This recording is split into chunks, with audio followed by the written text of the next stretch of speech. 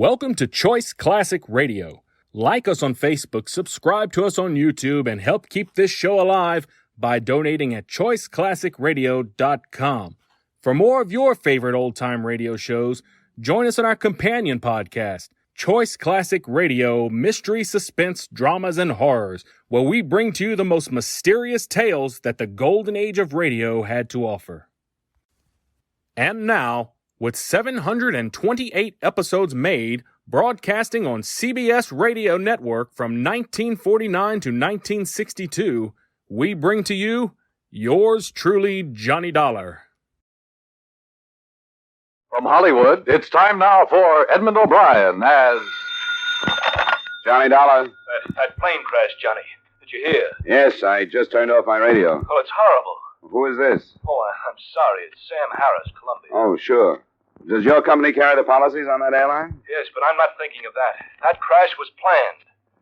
They're definite about it now. Yes, an explosion, some kind of a bomb. There were 13 people killed in the plane. They don't know how many in the houses it crashed into. We've got to place responsibility. The company wants to do whatever it can. We've got to find whoever is responsible. Sure, Mr. Harris. You want me to go out? Yes, we do. Their airline representative is a man named Reed. Go out and do everything you can.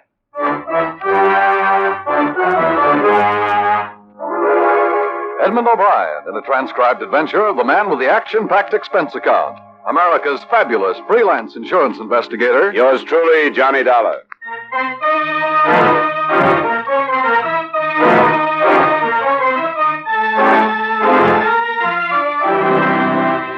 Expense account submitted by Special Investigator Johnny Dollar to Home Office, Columbia All Risk Insurance Company. The following is an accounting of expenditures during my investigation of the Fairway matter. Expense account item 1, $250 cab fare to the scene of the plane crash, which, as you know, covered quite a bit of territory. The Fairway Airlines plane had taken off at 8:20 p.m., had reached an altitude of no more than 1,000 feet, and then had crashed, setting afire 2 houses a short distance from the Springfield-Hartford Airport.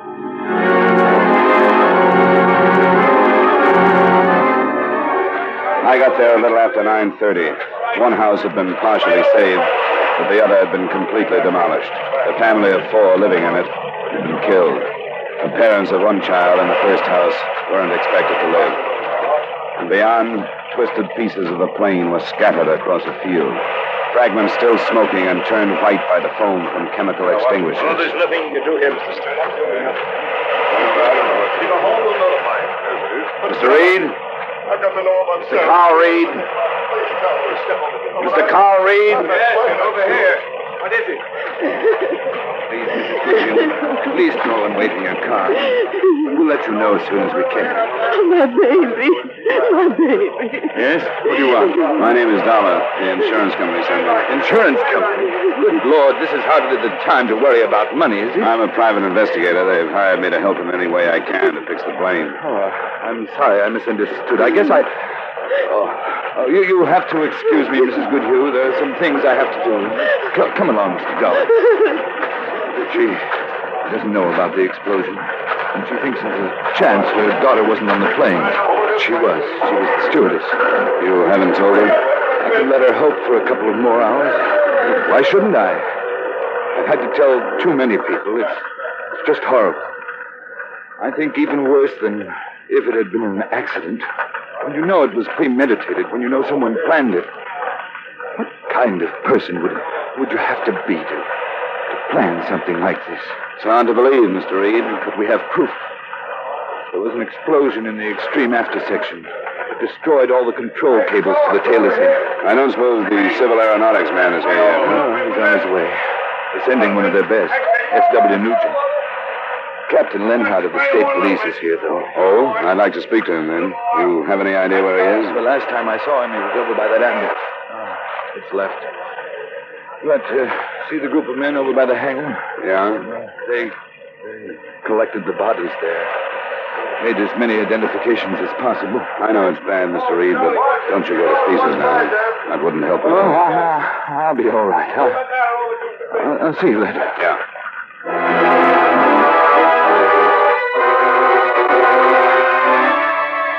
I remembered Captain Jim Lenhardt from a case we shared last year, and I found him in the group of silent men. The silence and the expressions told better than words how they felt about the row of sheet-draped bodies on the ground. How was Reed making out? I thought he was going to pieces a little while ago. He's still in pretty bad shape. Well, he's not alone. But for us, anyway, Dollar, it could have been worse. Plane could have been filled. Yeah, that crossed my mind. And you and I are thinking together, Captain, that our approach will be to find out if we can which victim was the planned victim. Yeah, with what we have now, I don't see any other way to start, do you? No. The possibilities, as I see them, are murder with a motive, suicide disguised, or a homicidal maniac. That must cover it. I have men covering the airport in a 2-mile circle around it. Their orders are to question everybody they spot, search every car. That's about all we can do tonight. Well, I'll see you in the morning, then, if it's all right with you. It sure is. I'm glad to have you on the case. I'll meet you in my office at 9. Good. Oh, there's another ambulance. And get the rest of these poor devils into the morgue. Try to find out who they are.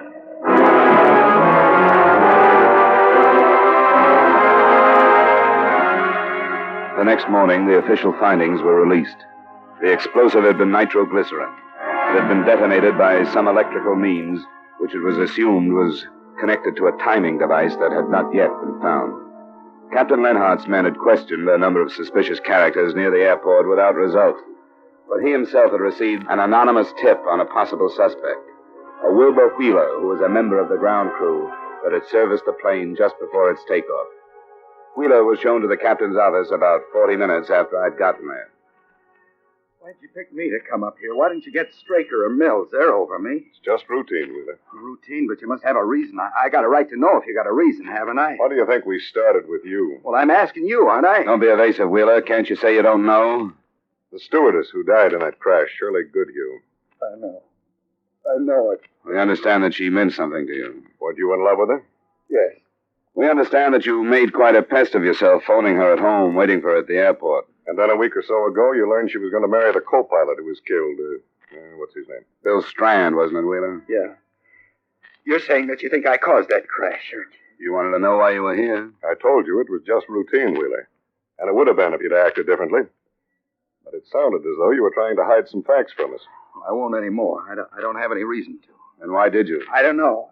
I've been going crazy since I heard about it last night. I was still at the field, and I got sick, and I had to go home. Yeah, we heard about that.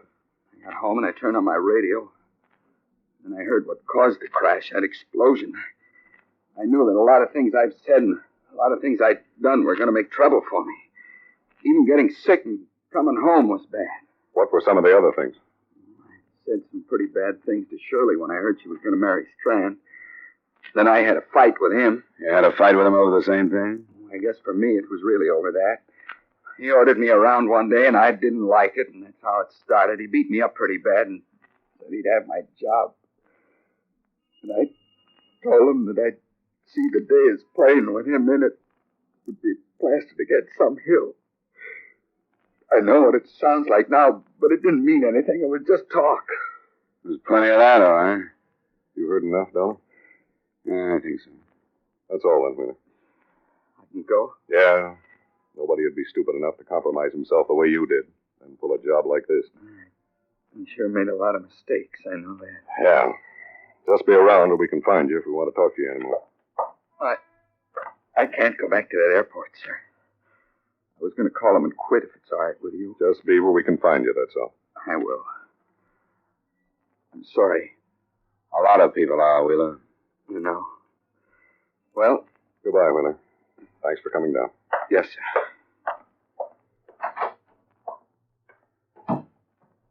What do you think? The only reason I say forget him is because he's the first one we've questioned and things don't work out that way. Yeah. Collins, the man just leaving my office. Name is Wheeler, Wilbur Wheeler. Have two of the boys get on him and stay. I'll arrange to relieve him tonight. Yeah, thanks. I'd like to know what's in his background. I'd like to get a psychiatrist's reaction, wouldn't you? We'll learn about him. Now, let's get on this list of passengers and see what we can get from their survivors. We spent the rest of the day in the efforts of 6 more of Captain Lenhart's men preparing files on the 10 dead passengers. One file contained nothing but a name, Rupert Stone, gotten from the ticket office records as that of a man who had paid cash for space to Augusta, Maine. The Hartford address he had given was non-existent, and the phone number rang a bakery where no one had ever heard of a Rupert Stone. That one we dropped until the accurate identification of the bodies was complete. Lenhart and I started out to follow up a couple of the others that evening.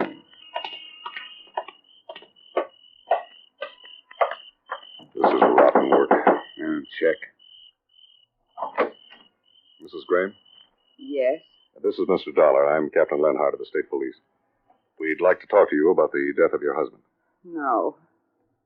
I've talked too much. It only keeps in my mind the things I saw in that field. And the women crying. We know, Mrs. Graham, but it's our job to fix the responsibility. We only want to ask you a few questions. You'd want to help find whoever caused all those deaths if you could, wouldn't you? How can I help? May we come in? All right. But only a little while. I haven't slept. Thank you.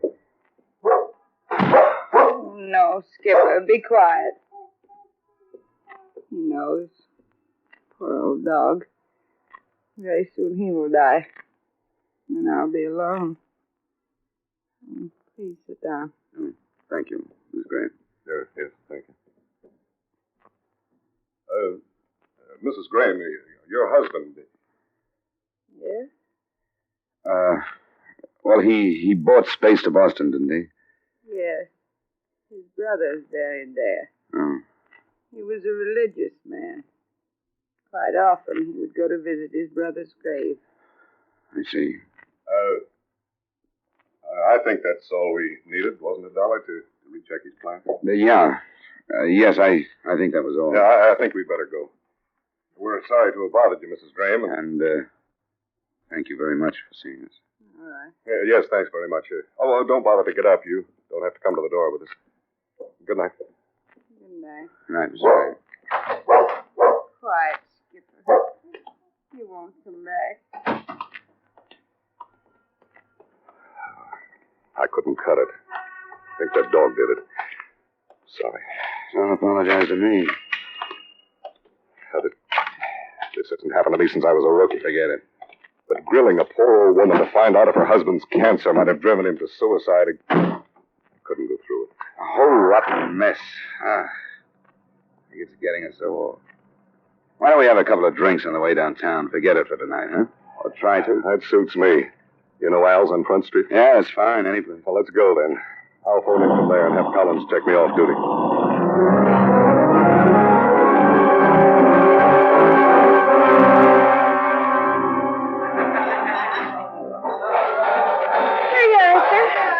Your friend didn't leave. No, he had a phone. I'll catch it. It's $1.60, sir. That's good enough. Keep it. Thank you. Oh, here he comes. Well, drink up, Dollar. Guess I'll have to waste mine, because it seems I'm not off duty. What happened? Now we're back to that stewardess again. The explosive has been checked to her equipment. The lab men say some twisted metal they found used to be a first aid box. They think it was in there. That brings Wilbur Wheeler back again, too, huh? He's been picked up right now. I don't think I need this drink to get through a session with him.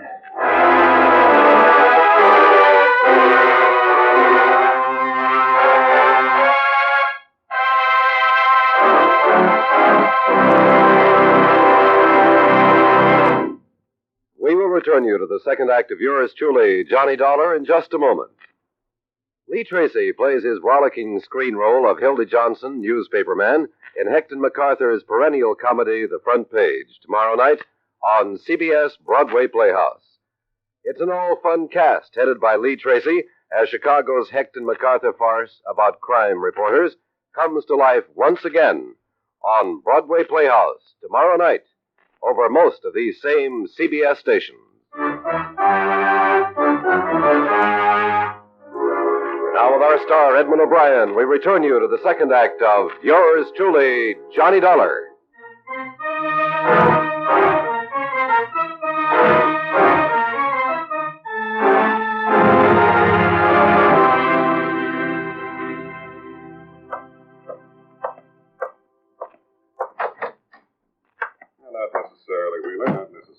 I heard you do. Did you locate Carl Ray, Dollar? Yeah, he was at home. Poor guy's been under doctor's care, but I think I got what we need. How have you two been getting along? Yeah, Wheeler just got here. We were covering the point of whether or not I have a right to have him brought down here. Maybe I'm wrong. You are. Didn't you want to come, Wilbur? I guess I don't like the idea of being loaded into a police car twice in one day with everybody in the block gawking at me. A lot of people have been loaded into police cars today, Wheeler. They were glad to come in and do anything they could to help clear this thing up. Well, I want to help, too. I didn't mean it that way. We're glad to hear that. How long have you worked for the Fairway Airline? About a year and a half, I guess. What'd you do before that? What do you mean? You still think I had something to do with that crash? That's what you mean, isn't it? We'd like to find out who did. Wouldn't you? But you think I did it, and I didn't. I told you I didn't. Even you said I didn't. And it sounds like you've got nothing to worry about, so calm down and answer our questions. I want to know why you're asking questions like that. Why did you bring me back here? Because some new evidence has turned up. That's why. What does that have to do with me? It has to do with Shirley Goodhue. I don't know what you mean. I don't know what you're talking about. I told you everything there was about her and me. Did you know that she carried a first aid kit aboard the plane last night? First aid kit? I don't know what you mean. You don't? After working there a year and a half? What did you do on the plane?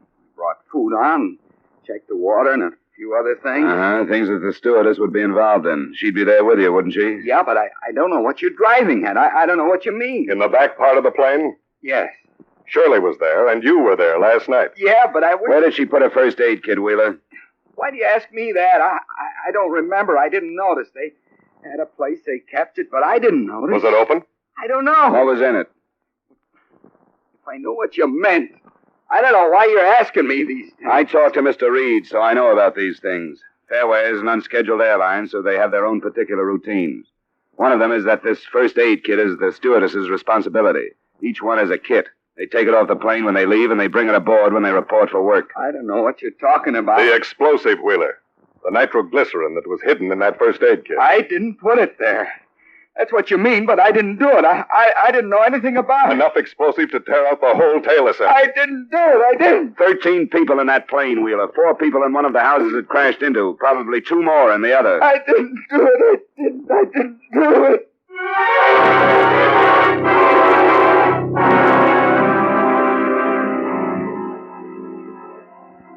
Wilbur Wheeler was turned over to the police psychiatrist because we couldn't get any farther with him, and a lie detector test was arranged for the following morning. The web that was tightening around him was only circumstantial, and the question was, did he know that he could keep on saying he hadn't done it and that we couldn't do anything without physical proof, or was he innocent? Our last move that night was to go to Wheeler's room.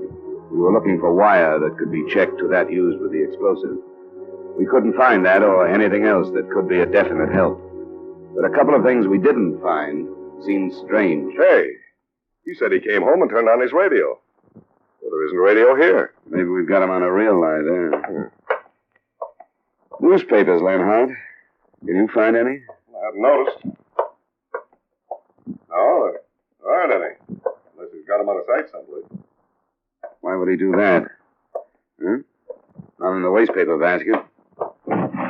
You'd think a man as closely connected to this as he was would want to find out what the papers were saying, wouldn't you? Guilty or innocent. Yeah. I don't know, Dollar. I'm bushed. Let's drop it for tonight, huh? I'm ready. We'll try him again tomorrow. I'll drop you at home and see you about 9 in the morning.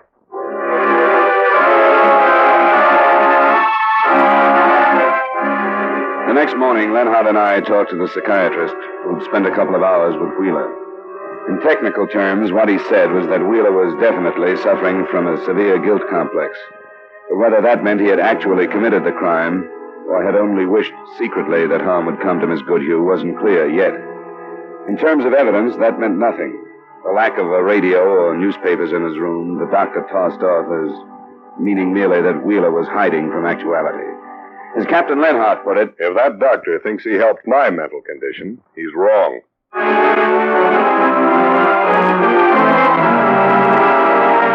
That afternoon, there were 2 developments. The first one was the report that the results of Wilbur Wheeler's lie detector test were negative, but his reactions put the mark of guilt all over him. The second came from the Fairway office of Carl Reed.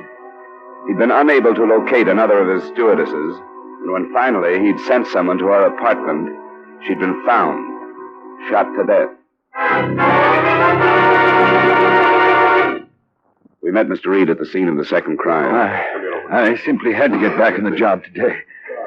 2 of our flights were delayed yesterday because of my going to pieces. You better watch it now, Mr. Reed. I don't know if Just take it easy. You try to phone this girl and tell her to report for one of your flights. And when you sent somebody out here, she was found dead, right? Yes. I hadn't tried to contact Alice before because I knew that she and Miss Goodhue had been close friends, and I knew she must have felt almost responsible for her death. Why, Mr. Reed? Why? She was scheduled for the flight the other night. I thought you knew that. No, we didn't.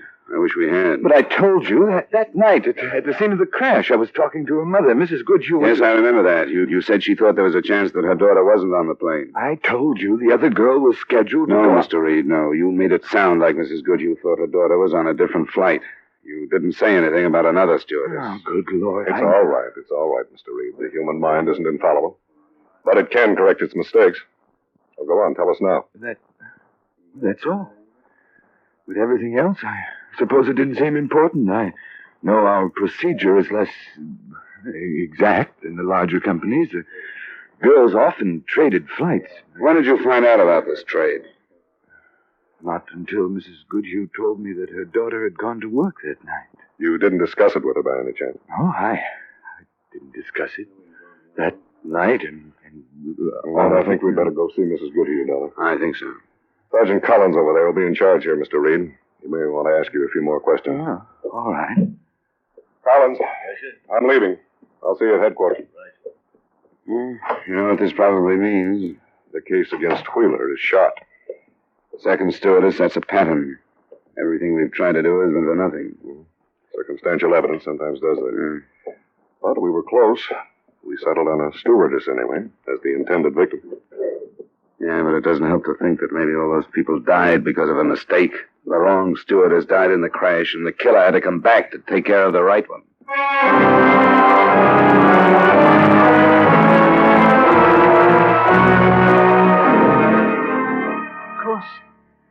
Of course, I'll tell you anything I can. Well, we've just learned that your daughter wasn't scheduled to be on that plane, Mrs. Goodhue. No, she wasn't. Do you know why she happened to be? We understand that she and Alice Turner exchange flights quite often, but do you know how it happened the other night? Oh, no. Shirley was here at home, and the phone rang. What time was that, please? Oh, I hardly remember. We'd had an early dinner. The plane took off at 8:25. How long before then? Well, an hour at least.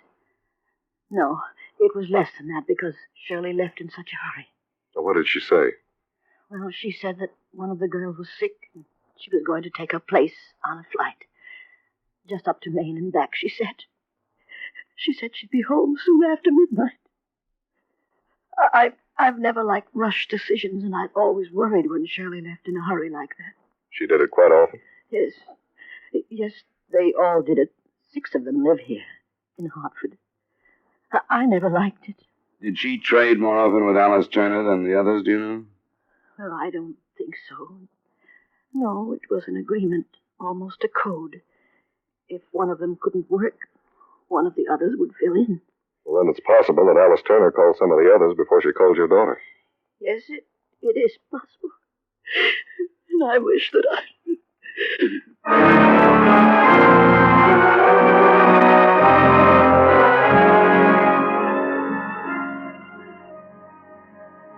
Naturally, the hope that Captain Lenhart and I had was that we'd find another of the stewardesses Alice Turner had talked to and learn the reason she had wanted to get out of the fatal flight.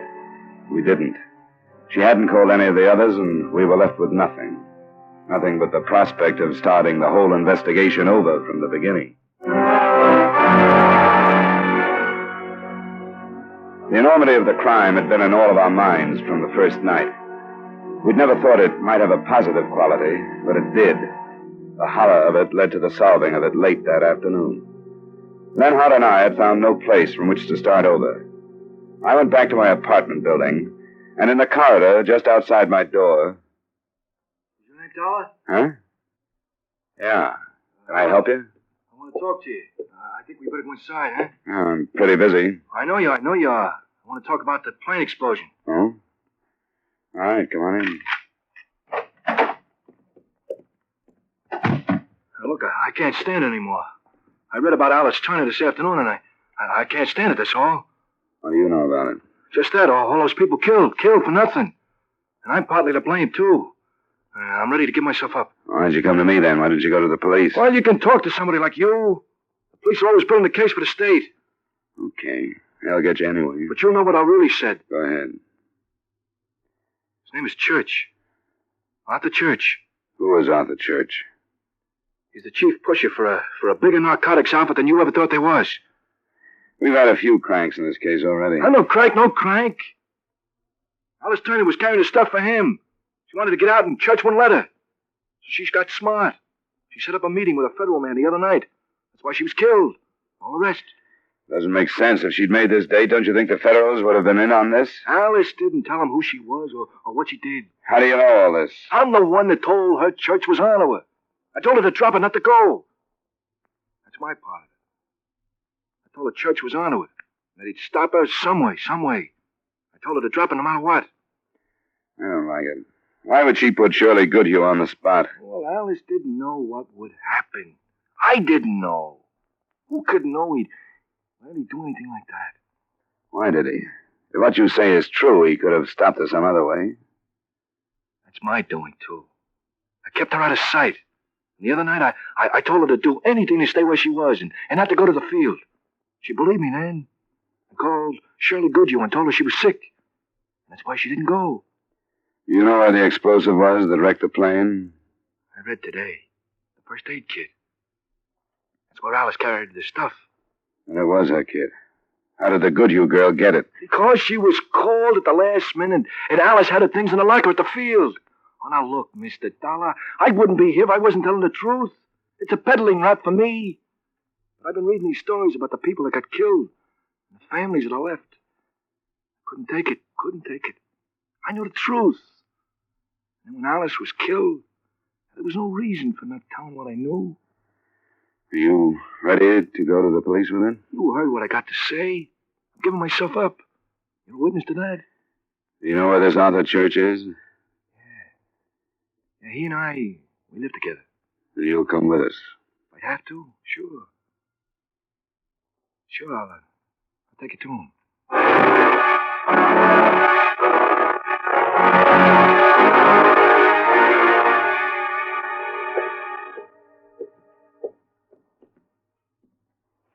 This it, Moran? This is where I left him. You go in then and tell him who's here. All right. Just call him naturally now. All right. Art, are you here? I'm here, you dirty... I got it! Get out of the way, I got it!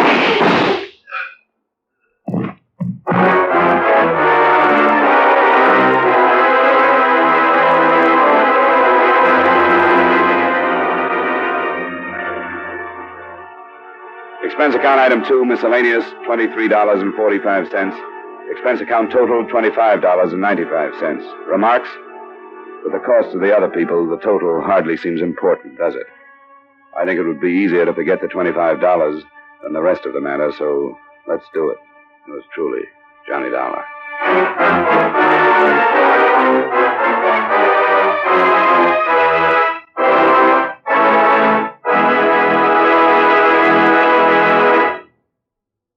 Yours truly, Johnny Dollar, stars Edmund O'Brien in the title role and is written by Gil Dowd with music by Eddie Dunstetter.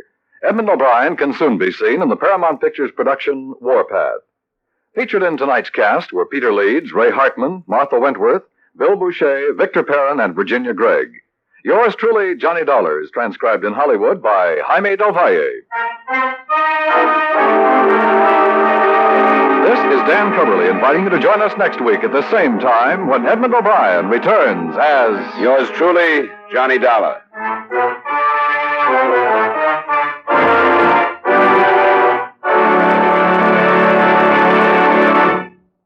Every time you buy a United States defense bond, you help in our defense effort, and you help build your personal security.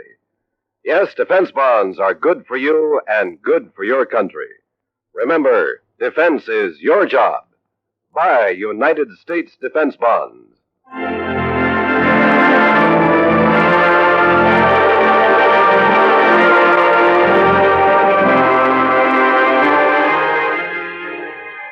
Many people find their way to the police lineup. The innocent, the vagrant, the thief.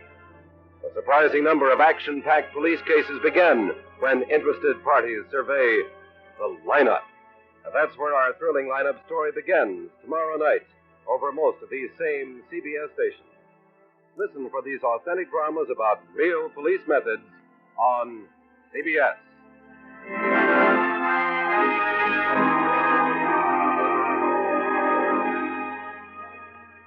This is CBS, where you'll never lose when you follow the news on the Columbia Broadcasting System.